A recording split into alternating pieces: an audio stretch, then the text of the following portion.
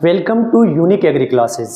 आज की जो क्लास अपनी होने वाली है ये 12th के जो बच्चे हैं उनको ध्यान में रखकर बनाई गई है। यानी 12th के बच्चों में एग्रीकल्चर में चैप्टर वाइज किस तरह के क्वेश्चन आते हैं बोर्ड में, इसके साथ में ये भी कि ऑब्जेक्टिव टाइप के कितने आते हैं, किस तरह के आते हैं। उसके बाद में अति लघुरात्मक कितने आएंगे, किस तरह के आएंगे, कितने नंबर के आएंगे, लघुरात्मक कैसे आएंगे और दीर्घ जो प्रश्न है वो किस तरह के आएंगे। तो मैंने इस वीडियो के द्वारा जो परीक्षा में इससे बाहर कुछ भी नहीं जाने वाला यही आएगा। और चैप्टर नंबर 1 है जो अपना एग्रोनॉमी सीड एंड सॉइल वाला, तो वो है। और पूरा का पूरा जो है वो बोर्ड एग्जाम बेस्ड है। उसमें ऑल टाइप के क्वेश्चन यानी ऑब्जेक्टिव भी आ गए, बड़े भी आ गए, दीर्घ भी आ गए, अति लघुरात्मक भी आ गए। तो इस वीडियो के द्वारा आप उनको देख सकते हो। चलो करते हैं क्लास को स्टार्ट। सबसे पहले अपन देखते हैं कि जो अपनी जो ये क्लास होने वाली है ये पूरी की पूरी बोर्ड पर बेस होती है, ठीक है। यानी परीक्षा से बाहर कुछ नहीं जाने वाला। बोर्ड की परीक्षा में छपने वाले पूरे के पूरे ऐसे सवाल आएंगे और एग्जाम डोज की तरह है ये, ठीक है। पूरा का पूरा आपका इसमें से आराम से क्वेश्चन बैठ जाएंगे। तो पहला वाला जो चैप्टर अपना नंबर 1 जिसका नाम है agronomy seed soil and seed, इसमें वस्तुनिष्ठ जो प्रश्न आएंगे वो 1 आएगा और कितने नंबर का आता है, आधा नंबर का आएगा। दूसरा अति लघुरात्मक प्रश्न 1 आएगा और 1 ही नंबर का आएगा। और तीसरा लघुरात्मक जो प्रश्न है वो भी 1 आएगा, 1.5 नंबर का आएगा। ऐसे मिला के कुल ये चैप्टर जो है 3 नंबर का है और इसमें से 3 ही क्वेश्चन आने वाले हैं बोर्ड में, ठीक है। वो 3 क्वेश्चन किस तरह से, सबसे पहले अपन वस्तुनिष्ठ के बारे में देखते हैं कि वस्तुनिष्ठ में अगर देखें कि भौतिक रूप से मृदा के कणों का अपने स्थान से हटने की क्रिया, यानी मृदा के कण एक स्थान से भौतिक रूप से दूसरे स्थान पर पहुंच जाते हैं तो वह क्रिया अपनी क्या कहलाती है, मृदा क्षरण कहलाता है। उसके साथ में कि मृदा को विभिन्न क्षरण शक्तियों द्वारा बहने तथा हटने से बचाने की क्रिया जो होती है, यानी बहने की क्रिया या एक स्थान से दूसरी जगह मृदा के जो कण चले जाते हैं उनको रोकने की क्रिया अपनी क्या कहलाती है, मृदा संरक्षण कहलाती है। जल शरण की कौन सी अवस्था किसानों को आर्थिक हानि पहुंचाती है, तो आर्थिक हानि पहुंचाने वाली कौन सी है, परत शरण है। इसमें क्या होता है, ऊपर की जो परत होती है वो जो जिसमें पोषक तत्व पाए जाते हैं वह परत धीरे धीरे पानी के साथ में बहकर चली जाती है और ये आंखों से दिखाई भी नहीं देता ये शरण, इस कारण सबसे ज्यादा हानिकारक माना जाता है। रील शरण की बढ़ती अवस्था क्या कहलाती है, अवनालिका। ये मैं आपको ऑब्जेक्टिव टाइप के क्वेश्चन बता रहा हूँ, साथ में उनका ये उत्तर है, ठीक है। इस तरह का क्वेश्चन आए तो डायरेक्ट आप उसको क्लिक कर सको। समान ऊंचाई की भूमि पर जो रेखा बनाकर जो खेती की जाती है वो कंटूर कहलाती है। यानी इस तरह जो ढाल होता है, ठीक है, ढाल वाले जो क्षेत्र होते हैं वहां पर जो खेती की जाती है, उन क्षेत्रों में जो खेती की जाती है वो कंटूर कहलाती है। एक ध्यान रखा जाता है, ढाल जो है वो 20 से लेकर 40% तक होना चाहिए, यानी इससे ज्यादा नहीं होना चाहिए। इसके साथ में फसल चक्र में अन्य फसलों के साथ में घास को उगाना क्या कहलाता है, अपना ले फार्मिंग कहलाता है। फिर कह रहा हूँ ये जो क्वेश्चन है वो पूरे के पूरे एग्जाम बेस्ड है और वस्तुनिष्ठ है, ठीक है। उसके बाद में थाला निर्माण के लिए किस यंत्र का उपयोग किया जाता है, उस यंत्र का नाम है बेसिंग लिस्टर। मृदा की कठोर परत, यानी मृदा की कठोर परत तोड़ने के लिए अपन किसका उपयोग करते हैं, सब सोइलर का उपयोग किया जाता है। और वायु शरण को कौन से क्षेत्रों, वायु शरण जो होता है वो कौन से क्षेत्रों में सर्वाधिक होता है, तो वायु शरण जो अपना होता है वो सर्वाधिक होता है शुष्क व अर्ध शुष्क क्षेत्रों में। जहां पर सूखा होता है, यानी रेगिस्तान वाला जो भाग होता है, पश्चिमी रेगिस्तान, वहां पर वायु शरण क्या होता है, ज्यादा होता है। तो आप इसमें देख सकते हो ये वस्तुनिष्ठ क्वेश्चन और इनके साथ में ये क्या आ गए, इनके उत्तर आ गए। अगला जो क्वेश्चन है कि निलंबन में या निलंबन जो क्षण होता है उस क्षण में जो कणों का व्यास कितना होना चाहिए, तो वो होता है 0.1 mm से 0.1 mm से भी क्या होता है, कम होता है। वायु शरण की कौन सी अवस्था द्वारा मृदा शरण सर्वाधिक होता है, तो वो आता है उच्छलन। उच्छलन में क्या होता है कि 0.1 से लेकर 0.5 mm आकार के क्या होते हैं, कण होते हैं। ये आप देख सकते हो। दूसरा, उच्छलन अवस्था में कणों का आकार कितना है, 0.1 से लेकर 0.5 mm व्यास होता है। सतह सर्पण में कणों का व्यास कितना होता है, तो 0.5 mm से क्या होता है, ज्यादा होता है। वायुरोधी वृक्ष कौन से? बबूल, नीम, शीशम और जामुन। इनका प्रयोग वायुरोधी वृक्षों के रूप में किया जा सकता है। खेजड़ी का बॉटनिक नाम जो होता है वो होता है प्रोसोस्पिस सिनेरिया। रोहिड़ा का होता है टेकोमेला अंडुलेटा। झड़बेरी का होता है जिजीफस रेटेंडिफोलिया। और सेवन घास का जो बॉटनिक नाम होता है लेसिरस सिंडिकस।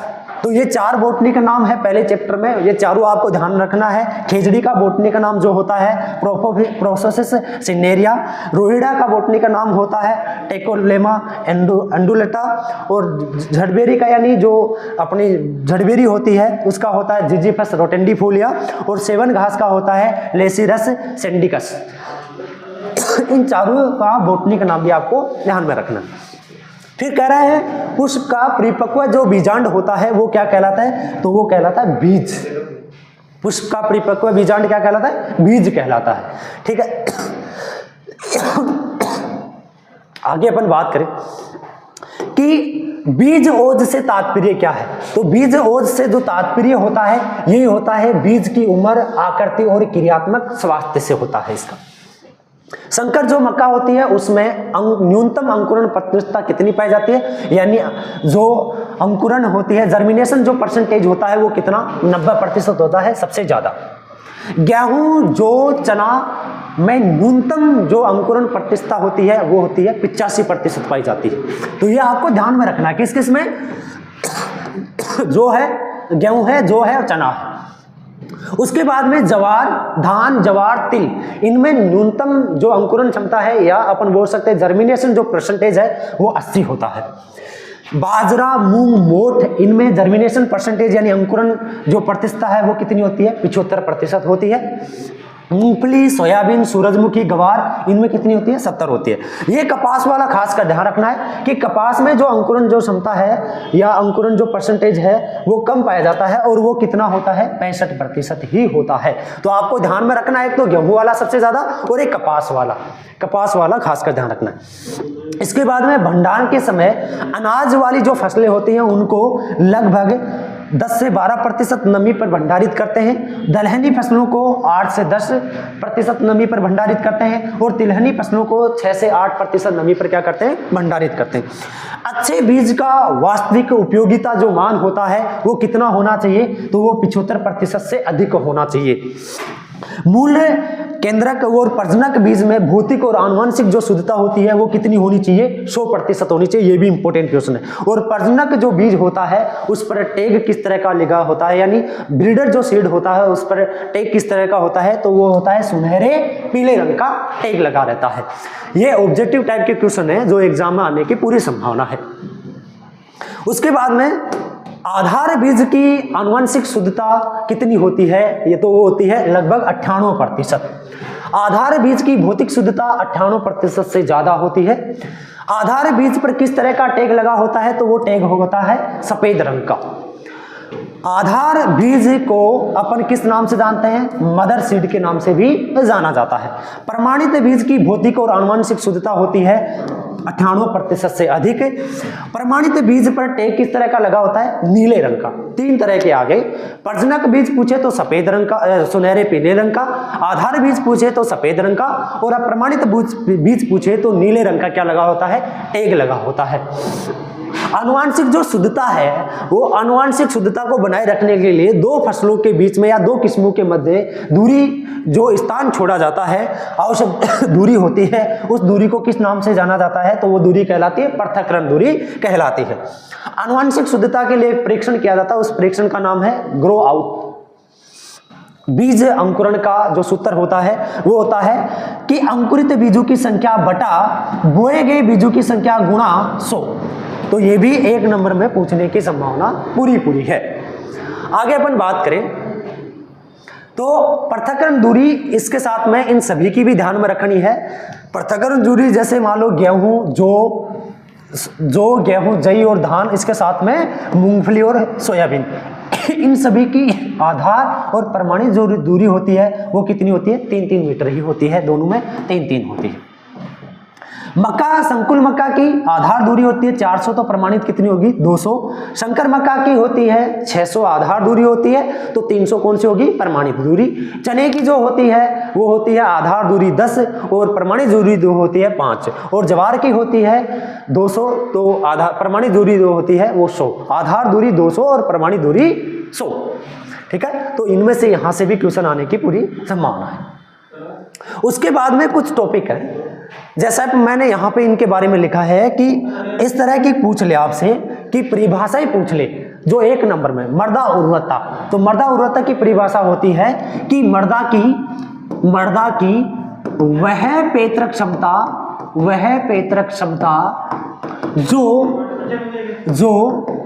पेड़ पौधों को क्या करती हो, आवश्यक पोषक तत्व प्रदान करती हो। क्या करती हो, आवश्यक पोषक तत्व प्रदान करती हो, तो वह क्या कहलाती है, मृदा उर्वरता कहलाती है। फिर बात आती है एग्रोनॉमी की परिभाषा। तो एग्रोनॉमी की जो परिभाषा होती है वो ये होती है कि कृषि विज्ञान की वह शाखा जो या जिसके अंतर्गत फसल उत्पादन के लिए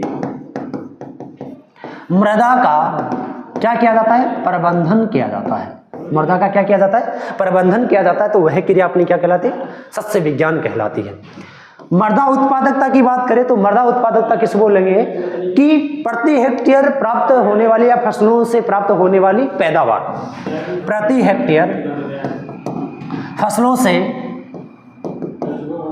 से प्राप्त होने वाली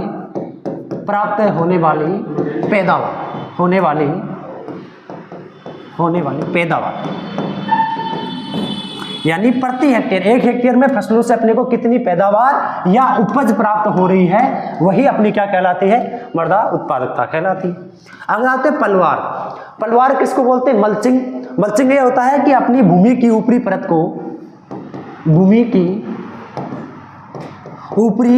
को पेड़ पौधों व फसल अवशेष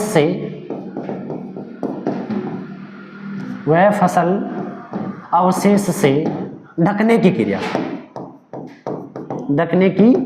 क्रिया क्या कहलाती है, पलवार या मल्चिंग कहलाती है। ठीक है, तो 3-4 डेफिनेशन यहाँ पे मैंने बताई। मृदा उर्वरकता, मृदा की वह पेतरक क्षमता जो पेड़ पौधों के लिए आवश्यक पोषक तत्व प्रदान करती है, क्या कहलाती है, मृदा उर्वरकता कहलाती है। दूसरा एग्रोनॉमी, कृषि विज्ञान की वह शाखा जिसके अंतर्गत फसल उत्पादन के लिए अपन मृदा का क्या करते हैं, प्रबंधन करते हैं। यहाँ ध्यान रखना, फसल उत्पादन के लिए किसका प्रबंधन किया जाता है, मृदा का प्रबंधन किया जाता है। अगला मृदा उत्पादकता, 1 हेक्टेयर में यानी प्रति हेक्टेयर फसलों से प्राप्त होने वाली पैदावार या उपज अपनी क्या कहलाती है, मृदा उत्पादकता कहलाती है। सॉइल प्रोडक्टिविटी, पलवार की बात करें तो पलवार क्या कहलाता है, भूमि की ऊपरी परत यानी अपनी भूमि आती है, उस भूमि की ऊपरी परत को पेड़ पौधों की पत्तियों या फसल अवशेष से ढकने की क्रिया, पेड़ पौधों की पत्तियों, ठीक है, पेड़ पौधों की पत्तियों व फसल अवशेष से ढकने की जो क्रिया होती है वो अपनी क्या कहलाती है, पलवार कहलाती है। उसके बाद में कुछ 4 और हैं, इनकी परिभाषा देखते हैं। इनकी परिभाषा सबसे पहले अपन बात करेंगे बीज की। तो बीज की परिभाषा यही होती है कि पुष्प का परिपक्व बीजांड, पुष्प का परिपक्व जो बीजांड होता है, बीजांड क्या कहलाता है, बीज कहलाता है। या कोई भी जड़, तना, पत्ती या दाना जो अपने समान नए पौधे का निर्माण करता हो तो वो क्या कहलाता है, बीज कहलाता है। एक और ज्यादा रखना कि भारत में उन्नत बीज का प्रयोग, ये उन्नत बीज का प्रयोग किसानों द्वारा कितना प्रतिशत किया जाता है, तो किसानों द्वारा जो प्रतिशत किया जाता है वो 12%, यानी भारत के जो किसान हैं वो 12% उन्नत बीज का क्या करते हैं, प्रयोग करते हैं। बीज सुसुप्त अवस्था, बीज की वह अवस्था जिसमें उसको उपयुक्त नमी पोषक तत्व, जल, ये सब कुछ प्राप्त होने के बाद भी वो क्या कर अंकुरित नहीं हो पाता है, तो वह बीज की क्या कहलाती है? सुषुप्त अवस्था कहलाती है। रोगिंग में अपन बोलेंगे कि फसल के साथ में उगने वाले अवांछित किस्म के पौधे को, यानी दो किस्म है, एक तो अपनी मुख्य किस्म, एक तो कौन सी है? मुख्य किस्म, और मुख्य किस्म के साथ में कोई अन्य किस्म का पौधा उगाता है, अन्य किस्म का पौधा उगाता है, और उस पौधे को, अन्य किस्म का जो पौधा होता है वो तो कहलाता है रोग्युवीड। क्या कहलाता है? रोग्युवीड या अवांछित खरपतवार कहलाता है, और उसको उखाड़कर खेत से बाहर करने की क्रिया वो क्या कहलाती है? रोगिंग कहलाती है। अगला आता है पृथक्करण दूरी। पृथक्करण दूरी क्या होता है? देखो, पृथक्करण दूरी होता है कि अपन, पृथक्करण जो दूरी होती है यह है कि दो किस्मों के मध्य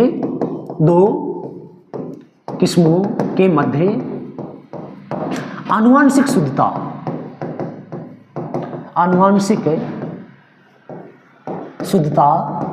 बनाए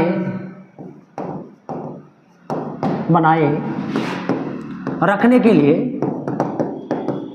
दो किस्मों के मध्य आनुवांशिक शुद्धता बनाए रखने के लिए उनके बीच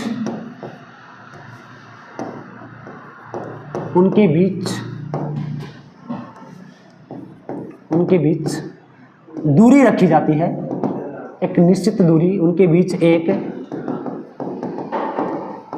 निश्चित दूरी रखी जाती है, और वही निश्चित दूरी अपनी क्या कहलाती है? पृथक्करण दूरी कहलाती है। वह क्या कहलाती है? पृथक्करण दूरी कहलाती है। ये भी ध्यान में रखना है, ठीक है। तो ये क्वेश्चन परिभाषा आने की, एक नंबर में पूछेगा तो इन परिभाषाओं में ही पूछने वाला है, इनसे बाहर शायद कोई है ही नहीं परिभाषा जो पूछने लायक है, ठीक है। अब आते हैं 1.5 नंबर के क्वेश्चन, यानी 1 नंबर का क्वेश्चन यहां से पुटअप है, इन परिभाषाओं से पुटअप होगा। अब करते हैं अपन अति लघुरात्मक प्रश्न, यानी जो 1.5 नंबर का जो क्वेश्चन आएगा एक, वो किस में से आ सकता है, यहाँ इस टॉपिक में कौन कौन से इस तरह के क्वेश्चन है। तो पहला है मृदा उर्वरकता को प्रभावित करने वाले 3 प्राकृतिक कारक। 3 प्राकृतिक कारक कोई भी, जैसे उदाहरण के तौर पे आप 3 प्राकृतिक कारक किन किन के बारे में? पैतृक पदार्थ,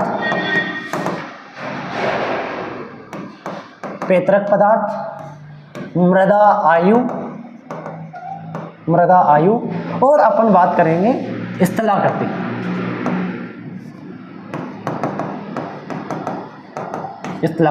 तो ये 3 पैतृक पदार्थ या मृदा आयु और स्थलाकृति, तो इन तीनों के बारे में आपको थोड़ा थोड़ा वर्णन करना है, ठीक है। इस तरह का 1.5 नंबर का क्वेश्चन यहाँ पर बनेगा। फिर कह रहा है मृदा उर्वरकता और उत्पादकता में 3 अंतर। 3 अंतर क्या होते हैं मृदा उर्वरकता और उत्पादकता में? 3 अंतर की बात करें तो एक तो यह हो गया कि मृदा उर्वरकता की जांच अपन कहाँ की जाते हैं? प्रयोगशाला में की जाती है। इसकी कहाँ पर की जाती है? खेत में की जाती है। ये अपन परिभाषा एक ऐड कर लेंगे कि प्रति हेक्टेयर प्राप्त होने वाली पैदावार मृदा उर्वरकता, और पैतृक पदार्थ पौधों को प्राप्त या पोषक तत्व प्राप्त करने वाली वो क्या कहते हैं? मृदा उर्वरकता, ठीक है। तीसरा अंतर की बात करें तो सभी उर्वरक मृदा जो होती हैं वो उत्पादक नहीं हो सकती, परंतु उत्पादक मृदा हमेशा क्या होगी? उर्वरक होगी। इस तरह का 3 कोई अंतर कर सकते हैं, दोनों में 3 अंतर। वायु क्षरण के प्रकारों पर टिप्पणी लिखिए। तो वायु क्षरण के जो प्रकार हैं वो 3 हैं, एक तो है निलंबन, एक उच्छलन, और एक होता है सतह सर्पण, ठीक है। तो इन तीनों के बारे में आप आराम से करके थोड़ी लिखकर और आराम से इस क्वेश्चन को कर सकते हो। उसके बाद में मृदा संरक्षण में पलवार का क्या महत्व है, यानी अपनी मृदा संरक्षण करेंगे, मृदा में नमी का बचाव करेंगे, तो उसमें पलवार का क्या महत्व है? देखो, पलवार का बहुत महत्व होता है। भूमि की ऊपरी परत को पेड़ पौधों की पत्तियों से ढकने से क्या होगा? एक तो खरपतवार नहीं उग पाते, ठीक है। एक वायु क्षरण नहीं होगा, एक जल क्षरण नहीं होगा, क्या नहीं होगा? जल क्षरण नहीं होगा, ठीक है। तो इस तरह से एक नमी संरक्षण होगा। नमी क्या होता है? संरक्षण। इस तरह के 4 काम एक साथ होते हैं, तो ये पलवार का महत्व, इनके बारे में थोड़ा सा लिखना होता है। बीजों के विभिन्न प्रकारों का संक्षिप्त में वर्णन करना है। बीज आपको पता है 4 प्रकार का होता है अपनी 12वीं किताब के अनुसार: मूल, केंद्रक बीज, प्रजनक बीज, आधार बीज और प्रमाणित बीज। तो उनके बारे में छोटी व्याख्या कर सकते हैं। बीज सुषुप्त अवस्था और इसके प्रकारों का वर्णन। बीज सुषुप्त अवस्था अपन किसको बोलेंगे? सी डोरमेंसी, यानी मृदा में उचित नमी, पोषक तत्व, जल सब कुछ प्राप्त होने के बाद भी बीज अंकुरित नहीं हो पाता है, तो वो क्या कहलाते हैं? बीज सुषुप्त अवस्था कहलाती है। बीज जो सुषुप्त अवस्था है ये 3 प्रकार की होती है। ये एक तो होती है प्राथमिक, एक होती है कौन सी? द्वितीयक, और एक होती है बलकर्त, होती है बलकर्त। इन तीनों के बारे में थोड़ा थोड़ा करके इस क्वेश्चन को कर सकते हो आप आराम से। उत्तम बीज के कोई 3 गुणों के बारे में। उत्तम बीज में 3 गुण कौन कौन से? उसमें भौतिक शुद्धता होनी चाहिए, उसमें आनुवंशिक शुद्धता होनी चाहिए, इसमें बीज ओज होनी चाहिए, अंकुरण क्षमता पाई जानी चाहिए, रोग प्रतिरोधक क्षमता होनी चाहिए, सभी मृदाओं में आसानी से उगने वाला होना चाहिए, ठीक है, वास्तविक उपयोगिता मान होनी चाहिए। ये बहुत सारे पॉइंट हैं, उनमें से आपको 3 ही करने हैं। तो आप भौतिक शुद्धता, आनुवंशिक शुद्धता और बीज ओज के बारे में बता सकते हो। अगला है मूल केंद्रक बीज और प्रजनक बीज में अंतर, यानी यहाँ पर बीज के विभिन्न प्रकारों का जो संक्षिप्त वर्णन आया था उनमें आपसे 1.5 नंबर पूछेगा तो 2 के बारे में पूछेगा। मूल केंद्रक प्रजनक के बारे में, आधार और प्रमाणित के बारे में, इस तरह से 2 के बारे में पूछेगा सबसे ज्यादा जो क्वेश्चन पूछेगा, ठीक है। तो मूल केंद्रक बीज ये सबसे पहला प्राथमिक बीज होता है। ये पादप प्रजनन के द्वारा तैयार किया जाता है, अनुसंधान संस्थाओं में तैयार किया जाता है, ठीक है। प्रजनक बीज, इसको यह बीज मूल केंद्रक बीज से प्राप्त होता है, ये भी पादप प्रजनक के द्वारा तैयार होता है। और इसके साथ में ये भी बता सकते हो कि ये वाला जो बीज होता है, इस बीज के द्वारा आधार बीज का निर्माण होता है। इस बीज पर सुनहरे पीले रंग का क्या लगा रहता है? टैग लगा रहता है।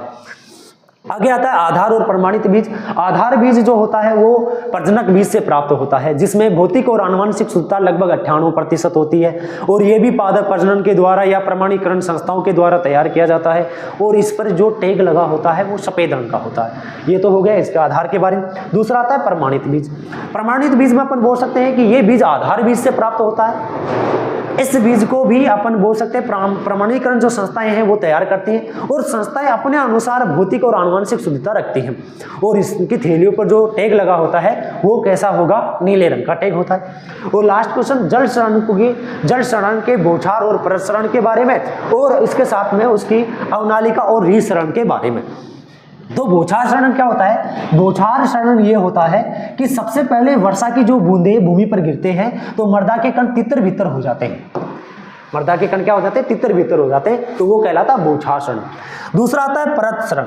परत शरण में क्या बता रहा है कि ये मृदा के कण सतह से हट जाते हैं और वो पानी के साथ में बहकर चले जाते हैं, जिसके साथ में मृदा में उपस्थित जो ऊपर की जो पोषक तत्व वाली जो परत है वो भी चली जाती है बहकर। इस कारण इस परत शरण को अपन सबसे हानिकारक, किसान की आंखों से नहीं दिखाई देने वाला शरण बोलते हैं, ठीक है। तीसरा अवनालिका। अवनालिका में जैसे पानी बहकर जाता है तो वो छोटी छोटी नालियों का निर्माण करता है। ऐसी नालियां जो अपन कृषि क्रियाओं के द्वारा आसानी से उनको क्या कर सकते हैं? समाप्त कर सकते हैं, ठीक है। तो वो क्या कहलाता है? सॉरी, वो रील के बारे में है, ये अवनालिका नहीं, रील शरण।